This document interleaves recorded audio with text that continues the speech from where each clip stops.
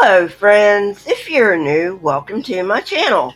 How about going down, hitting the subscribe button and ringing the bell so you don't miss any episodes.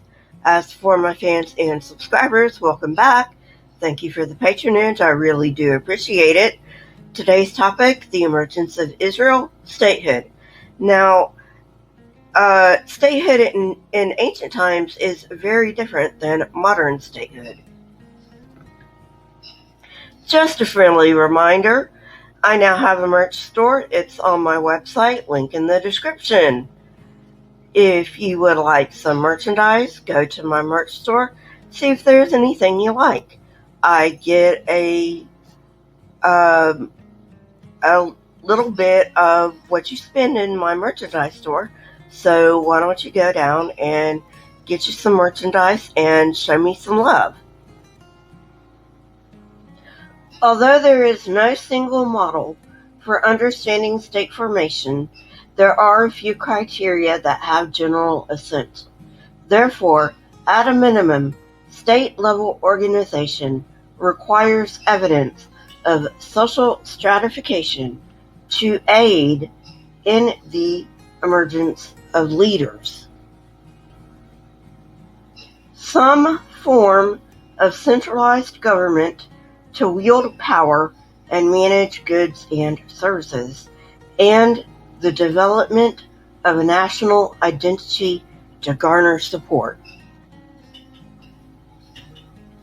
Judging by this criteria, we can see from earlier episodes that by the 10th century, Judah and probably even Israel had reached some level of state organization. The idea of a tribal confederation has already been shown to be a biblical construct.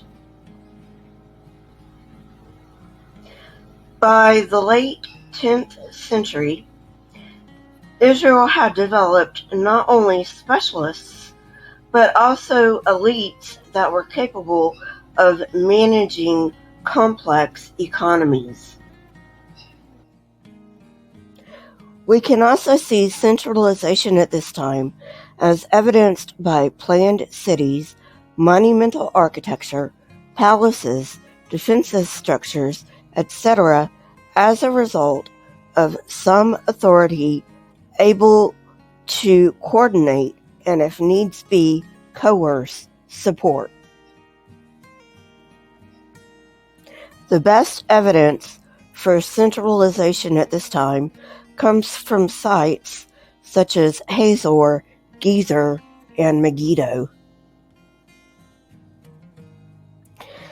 These cities have similar 10th century city walls, 4 entryway gates and palaces, reflecting highly centralized authority and consensus on how an Israelite city should look. We now have conclusive evidence from excavations at Khirbet Qeiyafa in the Shephelah. This is a one-period site that can be securely dated to the late 11th, early 10th century by the ceramic repertoire. This fortress was strategically located on the border with Philistia and was deliberately planned despite logistical difficulties. It served as a government-backed barracks town. Primary states are those known to have arisen from internal developments. Few primary states have been identified because most states develop in response to external factors, generally threats from competing sources. In such cases, a strong ethnic identity arises.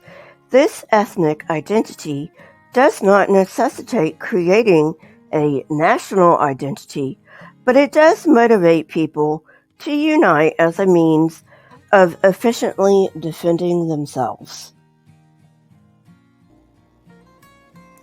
Philistine expansion in the late 11th to early 10th century BCE can be documented solely on an archaeological basis, so the threat to Judah was very real.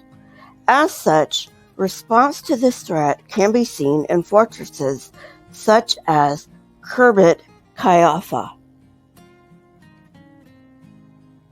Exactly how big was this threat, though? One fact that we must consider is that all Philistine sites along the Judah-Philistia border were disrupted circa 1000 BCE, and the Judahite sites did not suffer any significant destruction. However, to get a clearer picture, we need to move past this post-crisis into the early and mid-10th century. Some Philistine sites, including Timnah, Ashdod, and Ekron, show evidence of destruction, whereas the Judahite sites on the border show no evidence of destruction. In fact, the Judahite border cities of Gezer and Beth Shemesh developed into well-fortified urban centers. Khirbet Qeiyafa was also founded at this time, no doubt intended to fight off any incursion into Judahite territory by the Philistines. Further inland, less strategic sites were not quite as developed defensively and were not directly affected. Beersheba does show a shift from a small settlement to a walled town at this time, perhaps due to a Philistine threat. Negev forts were constructed in the 10th century, but these were more to protect the trade routes than towns from Philistine advances. We have evidence that Philistia never extended beyond Dor on the coast or any farther inland than the Judean border at the Gezer-Bethel line. Yet there were Canaanite site destructions at Megiddo, Beth Shan, and Yokneam around 1000 BCE. Earlier scholars saw these destructions as evidence of Saul's or David's wars against the Philistines, but this does not line up with our current knowledge of Iron Age Philistines.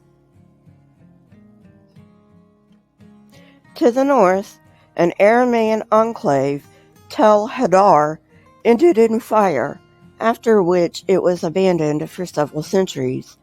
Tel Rehov shows an entire change to Judahite material culture in the 10th century. On its own, the archaeological evidence indicates conflict between the tiny Judahite monarchy and its potential enemies in the late 11th to early 10th century in the south. Along the southern coast, the Philistines were effectively contained for the duration of the Iron Age. Evidence for this fact can be found in distinctive, degenerate Philistine pottery found at this precise horizon, called Ashdod ware, that appears both at Philistine and Judahite sites. We can describe this as generally a hybrid ware, a mix of Philistine and Judahite pottery that was part of a southern coastal repertoire consisting of mixed Phoenician, Philistine, and Judahite ceramic traditions extending from the 10th to the late 7th centuries. During the 10th century and its aftermath, all unique material culture of the Philistines disappear. Based on the archaeological evidence alone, then, we can conclude that a tiny, nascent Judahite kingdom, although relatively undeveloped, established and maintained territorial integrity and distinctive material culture, suggesting emergence of a national identity at this time. Well, friends, that's it for today. I hope you enjoyed it. If you did, hit that like button, press the subscribe button, and if you want to know when I come out with new content, hit the bell next to the subscribe button. My Twitter, Discord, email, PayPal, and website are in the description, along with the source that I used for this particular episode. If you wish to contact me, Twitter is the best way, followed by email. Please comment in the comment section. Not only do I love hearing from you, but it also triggers the YouTube algorithm. Also remember, I choose my comment of the week from my edited videos. It does not mean that your comment will be chosen, but it does mean that if you want a chance to be chosen, you must comment on one of my edited videos. Keep learning and searching for truth. Here are a few videos from my library. If you have not watched them yet, go ahead and watch them and tell me what you think. Until next time, friends, stay safe and goodbye.